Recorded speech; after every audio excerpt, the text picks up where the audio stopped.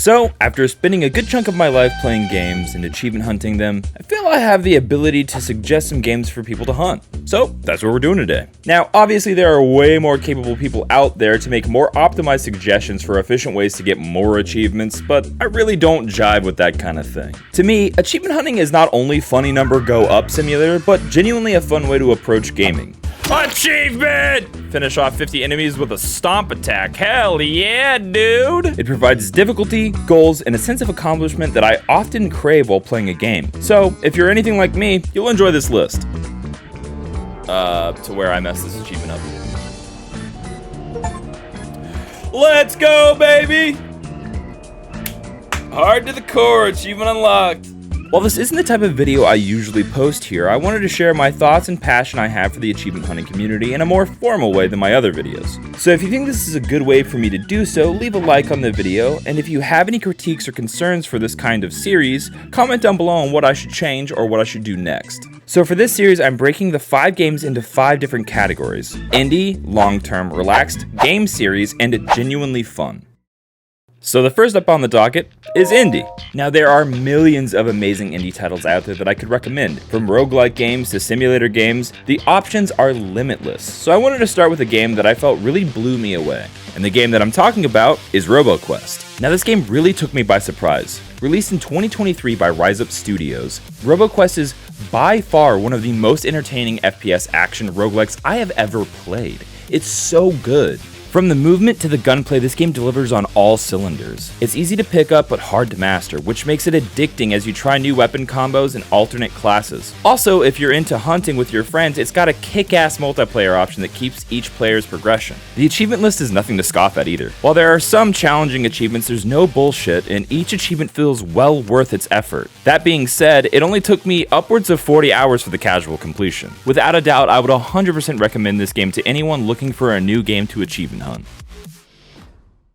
Next up is the long form. For this category, I'm focusing on games that will take a longer amount of time, but are worth the effort. Now the first game that came into my mind was a no-brainer for me, which is Risk of Rain 2. If you haven't already heard of Risk of Rain 2, you must be terminally offline or healthy, but that's besides the point. Risk of Rain 2, developed by Hoppo Games and now owned by Gearbox Studios, God help us, is by far one of the most entertaining action roguelikes out there.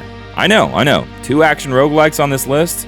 I have a type. Risk of Rain 2 has it all, from creative enemies to mind-breaking builds that can spiral quickly into complete madness as soon as you find the item synergy. Not to mention the fantastic multiplayer, over 100 items and 17 playable characters. This game has truckloads of progression that'll take you well over 100 hours to knock out, and that's what makes it great. You can always come back and find something new to unlock or something to do. And as you could have guessed, the achievements for this game are linked around the progression. So you want a new character? Cool, that's an achievement. Oh, you want to unlock the skin for your favorite character? That's an achievement. Pretty much anything you do is linked with an achievement, making the progression through this game doubly rewarding. Because not only are you getting the item or character, you're getting an achievement with it. Risk of Rain 2 took me around 160 hours to complete.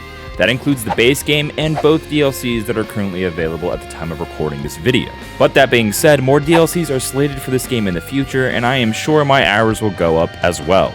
And honestly, I couldn't even be mad about that. I'm more just excited to get to play more Risk of Rain 2. So if you're looking for a long haul that's worth every single penny, I cannot recommend Risk of Rain 2 enough. Now up on the chopping block is the relaxed game.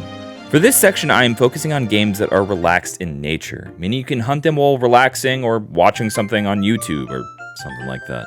So this game series is something that I'm very familiar with myself, but I've played other variants. And the game I'm talking about is Coloring Pixels / Coloring Voxels. The coloring games are a staple for relaxing gameplay. The amount of hours I've spent hunting these styles of games while watching movies or YouTube videos or streamers on Twitch is numerous. There are thousands of achievements in the Coloring Pixel / Voxels games, and a lot of cheap DLC to keep you in the game even longer.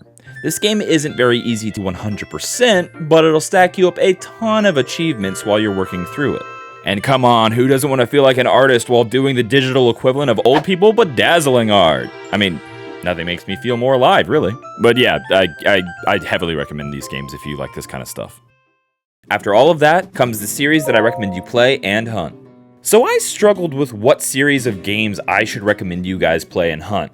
But after some thought, the answer was actually really clear to me, and that's the remastered Resident Evil series. Now there's no doubt that I'm a Resident Evil fan, and the remasters that Capcom have been putting out are really fun to hunt. Difficult, but fun. From the HD remaster of the original Resident Evil to the most recent being Resident Evil 4, all of the remasters, sans Resident Evil 3 because it's just way too short, are fantastic. Not only to play, but also to hunt. Not to mention there are plenty of walkthroughs and even in-game items that will make the more difficult achievements easier than your original playthrough. And there's even some in-game purchases that you can make to simplify the hunt even more if you're an impatient loser like me. Ammunition never runs out. So that's your move. This kind of will come back when you can actually pay. Shut up. That's right, baby. I decided to pay for a DLC that made this a whole lot easier. Capitalism stays winning and makes me feel a little bit like an asshole. I am ashamed to admit that I did pay for a DLC to make this easier. What it is it is a ticket that allows you to specially upgrade your weapon in the campaign completely free of charge. That means you don't have to collect the jewels to trade with the merchant to get the upgrade ticket, you can just use it right off the bat. All of that being said, I wouldn't be in my right mind if I didn't recommend the Resident Evil series for y'all to hunt. And last but not least, I want to talk about a game where the hunt was actually entertaining from 0 to 100% in the genuinely fun category. And what better game to start this series off with than Dragon's Dogma? You know, the Capcom ARPG that came out in 2012 that when you talk about it, most people say, "Oh, I remember that game, I never finished it." I could go on for days about this game. To me, the title is special. I remember picking it up off the discount rack for like $12 at GameStop in like 2015 and never finishing it on the Xbox 360. Never finishing the achievement hunt, that is. But then I picked it back up in 2019 on Steam and decided that I would go for the 100%. And honestly, I don't regret it. Even though the story's a little nonsensical and the pawns will drive you crazy with their constant yapping, Take my fire! this game hits the ARPG vibe so well. And the power scaling and leveling is immaculate, making you feel like an adventure that goes from 0 to hero in no time. And the achievement hunt is time-consuming, but fantastic. It makes you learn and experience everything this amazing title has to offer, with plenty of guides and walkthroughs for if you're feeling a little lost or just need a little guidance. The main game is amazing, and even though the story is a little weird, it explores some cool concepts in both its gameplay and narrative points, making it a really unique experience even in the year of our Lord 2025. I won't go in depth on the story or the mechanics because I don't want to spoil it for anyone who hasn't played through the game series already. And since this video isn't about Dragon's Dogma, I won't sit here and talk about it all day. I'll just tell you in my non-important opinion that you should play and achievement hunt it for yourself. Well, that's that. Those are the first 5 games I wanted to recommend to you guys. It's not exactly the norm for this channel, but I wanted to make a list for anyone who might be interested in my recommendations, and if you guys liked this, I would be more than happy to share more games in the future. So let me know if this video rocked or if it sucked. And if you're new here, consider liking the video. And if you did actually like it, maybe subscribe to my YouTube channel for more content that's gaming and achievement related. So with that said, I love you guys so much, and I will see you next time.